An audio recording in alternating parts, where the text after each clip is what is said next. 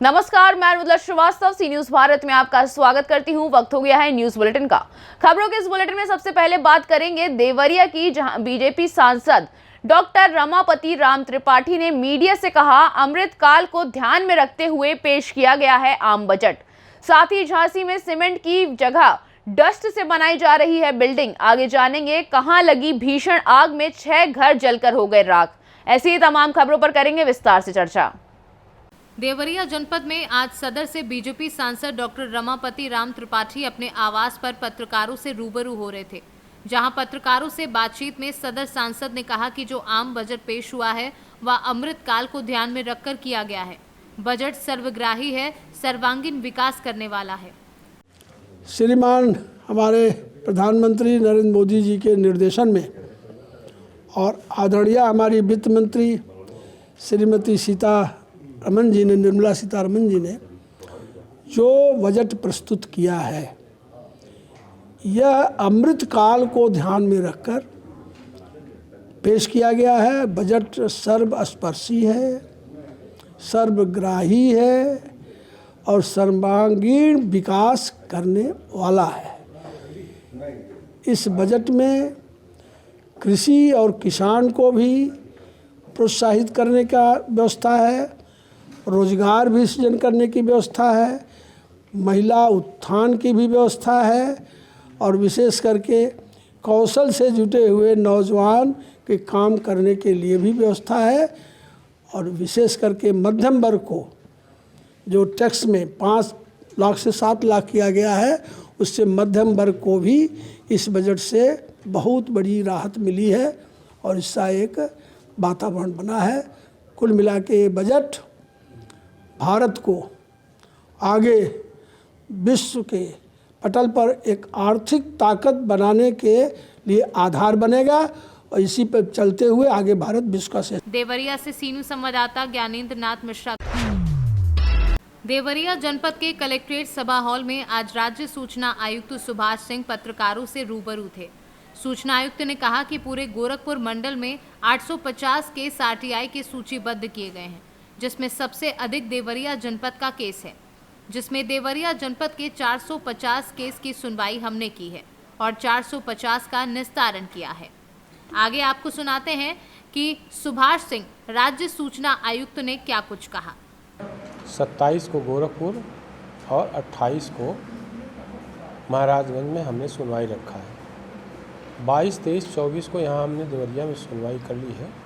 850 case में से करीब 500 या अगर संख्या निश्चित करें तो 485 केस केवल देवरिया में जिनकी सुनवाई हमने यहाँ पर की, उसमें से गुण दोष और सूचना के आधार पर हमने 450 केसों का निस्तारण कर दिया। तो सर, जो एक पर्टिकुलर आदमी जो है एक्टिविस्ट बता रहे हैं अपने आप, उन्होंने डाला है, उसके बारे में क्या कहना है आपका? और इसमें सबसे बड़ी विशेषता रही है कि जितनी 485 आरटीआई थी, करीब 17 विभागों से 485 आरटीआई मांगी थी। 17 विभागों के करीब सभी जनसूचना अधिकारी उपस्थित हुए। ये सकारात्मक पॉइंट है, उपस्थिति है और सबने सूचना दी। जहाँ तक आरटीआई एक्टिविस्ट की बात है, सुप्रीम कोर्ट का कहना है कि आरटीआई एक्टिविस्ट जैसा कोई पद नहीं होता है, लेकिन प्रचलन में आ गया है।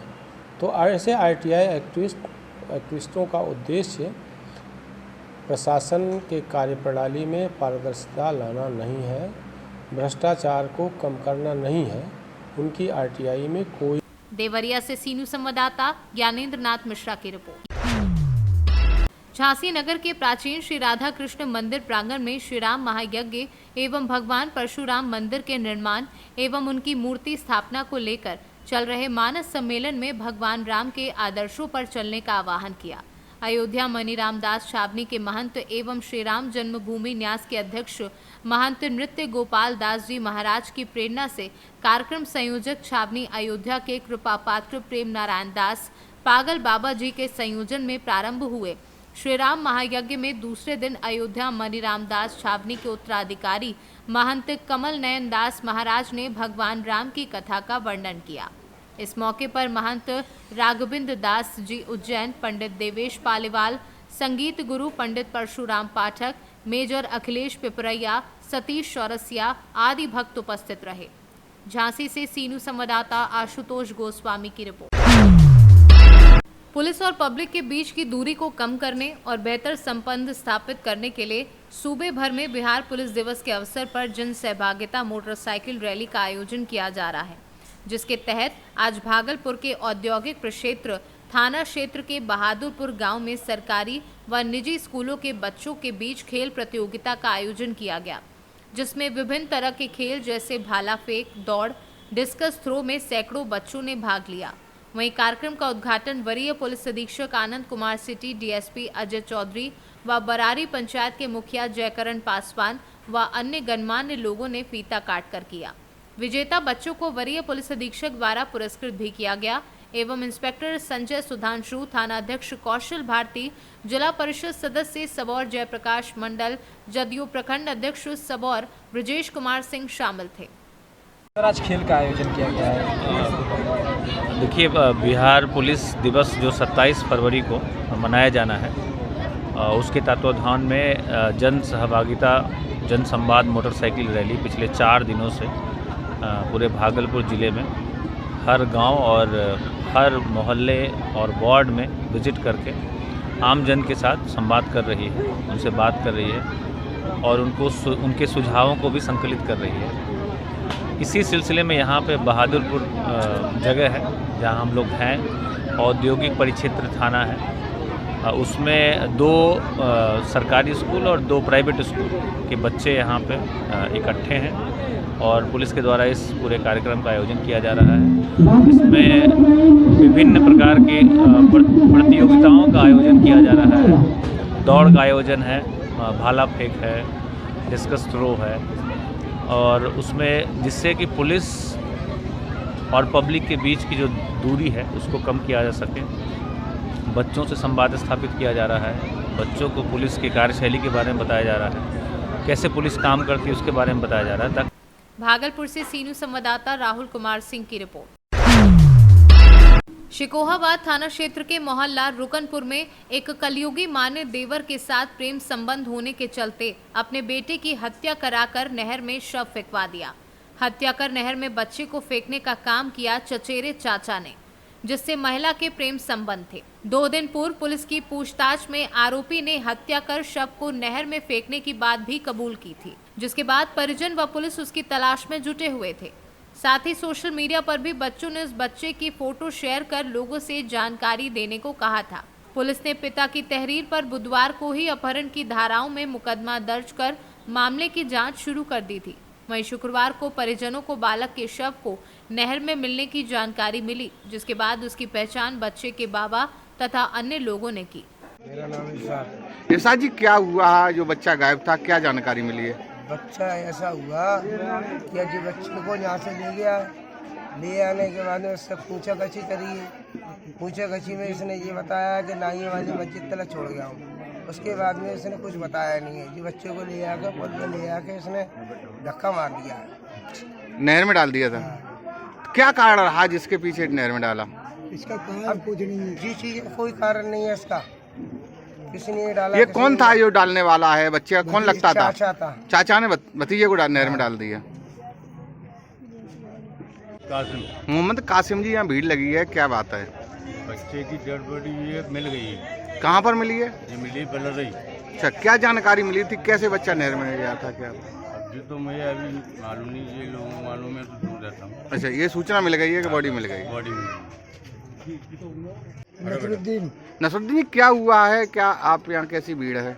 ऐसा है कि कोई दुश्मनी रंजित कोई थी नहीं जी। इसके साथ ही खेलता था, इसके संग ही रहता था जी। वो चाचा है इसलिए रहता था जी। और उसके बाद में क्या करा, क्या हुआ ये नहीं मालूम। अच्छा, नहर में किसने डाला? क्या ये नहीं डाला है, वो चाचा ने। क्या नाम उनका? उसका नाम है फरमान। अच्छा, फरमान। अब क्या पता लगा है? अब जो है पुल पर 3 दिन से भाग रहे थे, हमें लास्ट बॉर्डर नहीं मिल रही थी। 3 दिन हो गए भागते हुए बराबर। आज कहाँ पे मिली है? आज मिली है बलरई नहर में। निकाल ली है, वहाँ पुलिस भी मौजूद हैगी। अब लिखा पढ़ी हो रही है, वहाँ लेके आ रहे हैं अब उसको लेके गाड़ी भेजी हमने यहाँ से। अब देखो लेके आएंगे। फिरोजाबाद से सीनू संवाददाता सन्नेश कुमार गुप्ता की रिपोर्ट। मऊरानीपुर नवीन मंडी परिसर में वेयरहाउस बनाया जा रहा है, जिसमें ठेकेदार द्वारा सीमेंट कम डस्ट अधिक मिलाई जा रही है। आखिर उक्त वेयरहाउस की बिल्डिंग कितने दिन टिकेगी, क्या कोई अधिकारी देखने नहीं आता या सुविधा शुल्क लेकर कार्य अच्छा बताया जाता है, जबकि सरकार के आदेश कहीं भी भ्रष्टाचार नहीं किया जाएगा। बिल्डिंग बनाने के लिए पिलर बनाए जाते हैं, जिस पर बिल्डिंग का पूरा भार होता है। जब पिलर में ही सीमेंट कम डाला जा रहा है, तब बिल्डिंग कितनी मजबूत रहेगी। वहीं बिल्डिंग तैयार करने के लिए ईंटा भी सस्ती दर का लगाया जा रहा है, जो लगने के पहले टूट रहे पानी पड़ने से व टूट रहे वेयरहाउस की लागत लाखों रुपए से बनता है। मौके पर देखकर यही लगता है कि सरकार के द्वारा जिसको ठेका दिया है वह कम लागत में तैयार करके रंग रोगन करके बना देगा। मौके पर मजदूरों के द्वारा नाम ना उजागर करने पर बताया कि जो ठेकेदार कहेगा वही निर्माण सामग्री लगाई जाएगी। झांसी से सीनू संवाददाता चंदू रायन की रिपोर्ट। पाकुड़ के महेशपुर थाना क्षेत्र में 510 दाग संख्या पर 5 कट्ठा जमीन को गलत तरीके से रजिस्ट्री कर फर्जीवाड़े मामले में तत्कालीन अवर निबंध पदाधिकारी विकास त्रिवेदी सहित 13 लोगों पर महेशपुर थाना की पुलिस ने मामला दर्ज कर लिया है। वहीं पुलिस मामले के अनुसंधान में जुटी है। बता दें कि करुणा सिंधु दास रैती ने अपने 3 बीघा 5 कट्टा जमीन को 1998 में उत्तम कुमार दास को इच्छा पत्र अनुसार रजिस्ट्री कर दे दिया था, परंतु मंगल फूलमाली और खोखन फूलमाली ने मिलकर 17 नवंबर 2022 को 3 बीघा 5 कट्टा जमीन में 5 कट्टा जमीन को पाकुड़ रजिस्ट्री ऑफिस से गलत तरीके से रजिस्ट्री करके 5 लोगों को बेच दिया। जब उत्तम कुमार दास को अपने इच्छा पत्र वाला जमीन को मंगल फूलमाली और खोखन फूलमाली द्वारा बेचने की भनक लगी, तो उन्होंने 18 अक्टूबर 2022 को पाकुड़ डीसी और अवर निबंधन पदाधिकारी को मामले को लिखित आवेदन देकर जमीन को गलत तरीके से रजिस्ट्री कर बेचने पर रोक लगाने के लिए शिकायत की थी। इसके बावजूद भी जालसाजी कर फर्जी तरीके से जमीन को बेचा गया है। वहीं उत्तम दास की माने तो मंगल फूलमाली और खोखन फूलमाली ने कागजी प्रक्रिया में जमीन को रजिस्ट्री करने के दौरान वंशावली में रैती करुणा सिंधु दास निसंतान दर्शाया गया है। करुणा सिंधु हमको जमीन रजिस्ट्री करके दिया है। कितना जमीन? 3 बीघा 5 कट्ठा। अच्छा, क्या हुआ उसमें? उसमें केस चल रहा है। अच्छा, रांची में और भूमि सुधार में। किसके द्वारा क्या किया गया फर्जी? फर्जी किया है मंगल फूलमाली और खोखन फूलमाली, वही लोग बेचा है। कितना जमीन में? 2 बीघा 16 कट्ठा में 5 कट्ठा बेचा है। 5 कट्ठा जमीन फर्जी किया है। फर्जी किया है। कितना मौजा नंबर कितना होगा? मौजा नंबर है प्लाट नंबर 250 और दाग नंबर है 510। अच्छा, आपको जो करुणा दास जो जमीन दिया था वो क्या आपको रजिस्ट्री करके दिया था? हाँ, रजिस्ट्री करके दिया सर। वो कब रजिस्ट्री किया था? 1998 में। अच्छा, ये लोग जो बेचा वो कब बेचा? वो बेचा तुम्हारा 17/11/2022 को ये लोग के द्वारा। अच्छा, तो वो 5 कट्ठा जमीन में क्या वो भी रजिस्ट्री कर लिया गया है? हाँ, फर्जी करके रजिस्ट्री किया है। अच्छा, 2011 साल एक वंशावली दर्शाया है और 2019 को भी एगो वंशावली बनाया है अंचल अधिकारी से।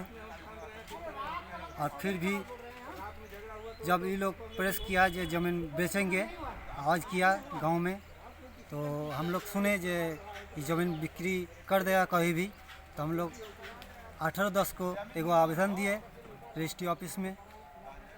फिर भी रजिस्ट्री हो गया। इसके बाद हम लोग दिए हैं डाक द्वारा डीसी साहब को, एसपी साहब को, थाना प्रभारी को, तो अभी कुछ नहीं हुआ। इसके बाद हम लोग गए कोर्ट पर।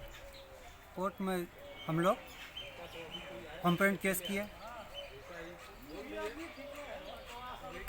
इतना तक हुआ है। कहीं पर दिखाता है मामा ससुर, कहीं पर दिखाता है बहन, कहीं पर दिखाता है मामा भागना रिश्ता। 3 जगह पर गलत वंशावली है। जमीन किसका है खास? जमीन है करुणा सिंधु दास का, रिकॉर्ड में नाम है। 2098 साल में करुणा सिंधु दास उत्तम दास को विल किया है। डीड संख्या है 1328 नंबर है। झारखंड से सीनू संवाददाता अभिषेक तिवारी की रिपोर्ट। मामला चौथम थाना क्षेत्र के वार्ड नंबर 7 के सोनबरसा घाट के समीप का है, जहां आज दिन के करीब 4 बजे भीषण आग लग गई, लेकिन दमकल की गाड़ी करीब 1 घंटे बाद पहुंची। ग्रामीणों की सूचना पर गाड़ी पहुंची और तब तक आग अपनी चपेट में 6 घर को ले चुकी थी। वहीं इस आगलगी में 2 घर समेत एक गाय के चारा रखने के घर में 2 और किराना दुकान में आग लगी। वहीं एक जुगाड़ गाड़ी भी जलकर राख हुई। अभी तक कोई मवेशी या लोगों की हताहत की खबर नहीं है। आग लगने का अस्पष्ट जानकारी अब तक प्राप्त नहीं हुई है, इसका आकलन किया जा रहा है और वहीं कितनी संपत्ति की क्षति हुई इसकी भी छानबीन जारी है। खगड़िया से सी न्यूज़ संवाददाता रेशु रंजन की रिपोर्ट। फिलहाल के लिए इस न्यूज बुलेटिन में बस इतना ही। देश और दुनिया की तमाम खबरों को जानने के लिए देखते रहिए सी न्यूज़ भारत। हर खबर आपके साथ, आपके हाथ।